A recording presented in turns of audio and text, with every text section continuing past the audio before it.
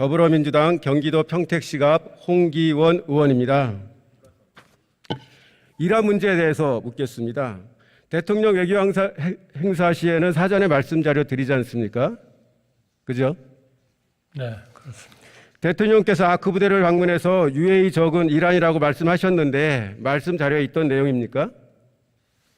뭐 그거는 여러 번 아마 그 말씀을 하신 다음에 설명을 드린 것으로 알고 있고 또 그 진위를 이란에게도 설명을 한 것으로 알고 있습니다. 그러니까 대통령께서 그러니까 임의로 말씀하신 거죠? 임의로. 의원님께서 말씀하신 대로 모든 대통령의 말씀은 다 미리 스크립트가 있는 것만 말씀하셔야 된다라고 하는 것은 그거는 좀 동의하기 어렵습니다.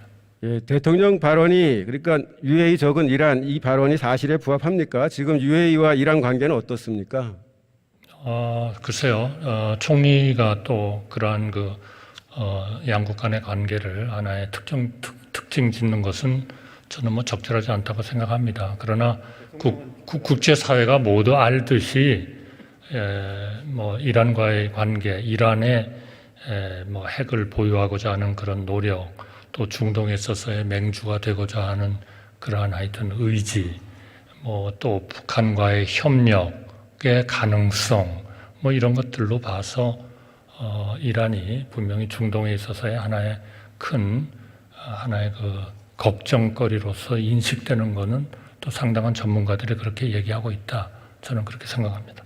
UAE는 이란의 수입 1위국, 수출 3위국으로 최대 교역국입니다. 작년 이란의 통상부 장관이 UAE를 방문해서 무역협정을 맺기도 했습니다. 관계 개선 상황에 있고요. 자, 지금 한이란 관계는 어떻습니까? 이란은 한국의 우호 협력국 맞죠? 무역을 하고 있지만 그동안에 이란에 대한 그런 핵 문제와 연관된 여러 가지 상황 때문에 우리가 교역을 하는 데 있어서 여러 가지 또 제한도 좀 받고 있는 것도 사실이죠. 이란 측에서 대통령의 발언에 강하게 항의하고 양국 관계 재검토 발언까지 했는데 지금 협의가 어떻게 진행되고 있습니까? 저는 뭐 자세한 거는 우리 외교부 장관으로 하여금 답변을 하도록 하는 것이 적절할 것 같습니다만 한국과 이란 간의 관계는 그동안에 서로 간의 설명과 이런 소통을 통해서 어느 정도 서로 이해하는 단계로 들어갔다. 저는 그렇게 생각합니다. 저 화면을 봐주시죠. 이란 외교부 대변인이 대통령 발언에 대해 페르시아만 국가들 간의 역사적이고 우호적인 관계와 긍정적인 발전에 대해 완전히 무지하다. 또한 외교적으로 부적절하다고 직격했습니다. 대통령 발언으로 우리나라의 국격이 추락하고 한-이란 관계에 부정적인 영향을 초래한 것이 맞죠? 그러나 이란의 외교부 대변인의 말이 한국과 이란 간의 관계를 다 제대로 얘기하고 있는 거다라고 우리가 좀 너무 믿는 것도 그것도 또 우리의 입장에서 보면 좀 신중해야 된다. 저는 그렇게 생각합니다. 그 말이 사실이든 아니든 일국의 대변인이 다른 나라 대통령의 발언에 대해 저 정도 강하게 문제를 제기했으면 우리가 좀 반성해야 될 점이 있는 거 아닙니까? 그러니까 저희가 당연히 항의를 한 거죠. 조치를 해가지고. 대통령께 이번 사태 수습을 위해 특사 파견을 건의할 생각은 없으십니까? 저는 뭐 그것은 현재로서는 그러한 필요성은 없다고 생각합니다. 우리가 이란에게 원유 수입 대금 70억 불을 주지 못하고 있어서 소위 빚지고 있는 나라에게 외교 관계를 더욱 어렵게 하는 유해적인 이란 발언, 이런 발언은 삼척 동자가 들어도 해서는 안 될 중대한 실언입니다. 이로 인해 외교 관계에 큰 문제가 발생했으니 정부 여당은 파장 최소화를 위해서 최선의 노력을 다해야 합니다. 그런데도 여당은 대통령의 발언은 사실에 부합한다. 바이든이 한국에 와서 북한은 한국의 주적이라고 한 발언과 무엇이 다르냐. 이란과 북한은 군사적 일심동체다. 이러면서 대통령 실언을 두드러하는 발언으로 파장을 키우고 있습니다. 정부 여당이 벌거벗은 임금님과 같은 잘못된 태도를 바꾸지 않는다면 윤석열 정부의 외교 참사는 앞으로도 언제든지 재발할 수 있음을 명심해야 할 것입니다. 강제동원 배상 문제에 대해서 묻겠습니다. 정부는 이 문제를 어떤 방향으로 풀어나갈 생각입니까? 한일 간의 관계는 현재 우리가 처한 외교 안보상의 상황이나 또 경제적인 상황으로 봤을 때 과거에 너무 집착하는 것보다는 미래를 향해서 가야 된다. 저는 그렇게 믿고 있습니다.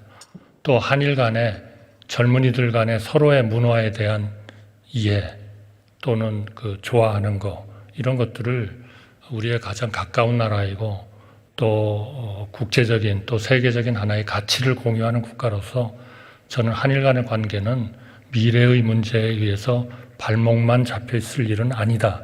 저는 그렇게 믿고 있습니다. 그렇기 때문에 이 문제에 대해서는 우리 국내적으로 여러 가지 또 아픔을 겪으신 분들 이런 분들에 대한 충분한 소통을 해가면서 한일 간의 관계가 정상화되어야 된다. 저는 그렇게 믿고 있습니다. 그 강제동원 피해자들의 핵심 요구사항은 일본의 책임 인정과 사과입니다. 알고 계시죠?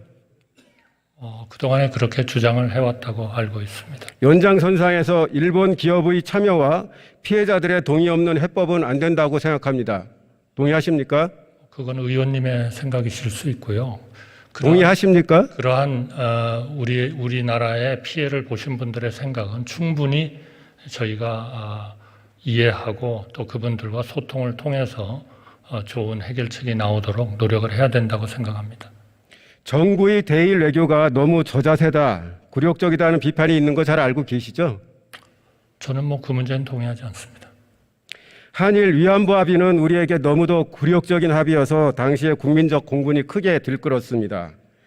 당시 외교관이었던 저도 위안부 합의 내용을 보고 분개했었습니다.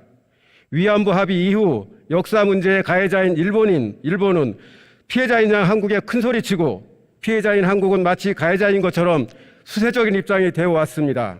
2019년 일본 정부가 역사 문제를 이유로 반도체 핵심 소재에 대한 수출 규제를 한 것이 대표적인 사례입니다. 윤석열 정부는 강제동원 문제 해결에는 적극적이면서 왜 일본의 수출 규제에 대해서는 한 번도 문제 제기를 제대로 하지 않는 것입니까? 수출 규제 문제에 대해서는 저희가 WTO에 제소까지 했지 않습니까? 그러니까 아무 말도 안 했다 하는 것은 전혀 사실이 아니고요. 현재 WTO에 하나의 그 무역에 대한 쟁송 사안으로 계류 중에 있습니다.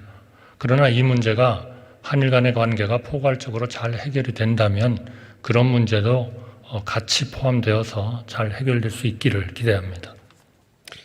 뉴욕에서 저자세 한일 정상회담이 있었고 강제동원 문제 해법에서도 일본 측 우려는 너무도 정성스럽게 잘 배려하면서 우리 국민과 강제동원 피해자들의 뜻은 정말로 새털처럼 가볍게 취급하고 있습니다.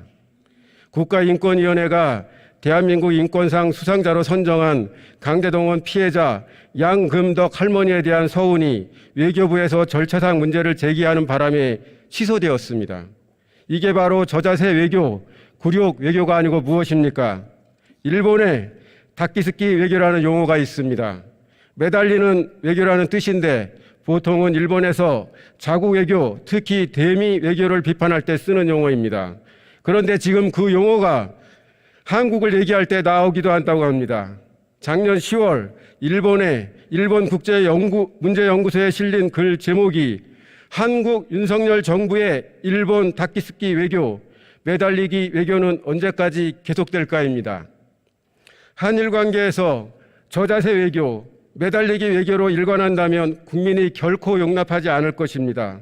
또한 이러한 외교로는 궁극적으로 한일 관계 개선에도 결코 도움이 되지 않을 것이라는 점을 분명히 하고자 합니다. 예, 수고하셨습니다. 들어가십시오. 윤석열 정부가 출범한 지 이제 9개월째로 접어들었습니다.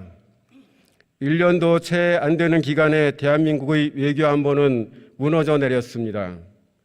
대통령 전용기 민간인 탑승부터 시작하여 경제수석의 중국 수출 호황 시대 끝 발언, 대통령의 비속어와 바이든 날리면 발언, 이라는 UAE 적, 자체 핵무장 발언에 또 정전협정 위반 사항인 무인기 북한 침투 지시 등 국격을 추락시키고 안보 불안을 심화시키는 발언과 행태가 끊임없이 지속되고 있습니다. 세계 경제 침체 상황에서 한반도에 안보 위기까지 겹치면 민생 경제는 어떻게 감당할 생각인지 저는 두렵기까지 합니다.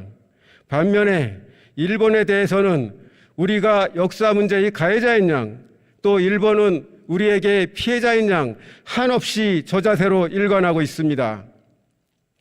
외교안보의 상대방은 검사가 신문하는 피의자가 아닙니다. 큰 소리 친다고 말을 세게 한다고 상대방이 겁먹지 않습니다.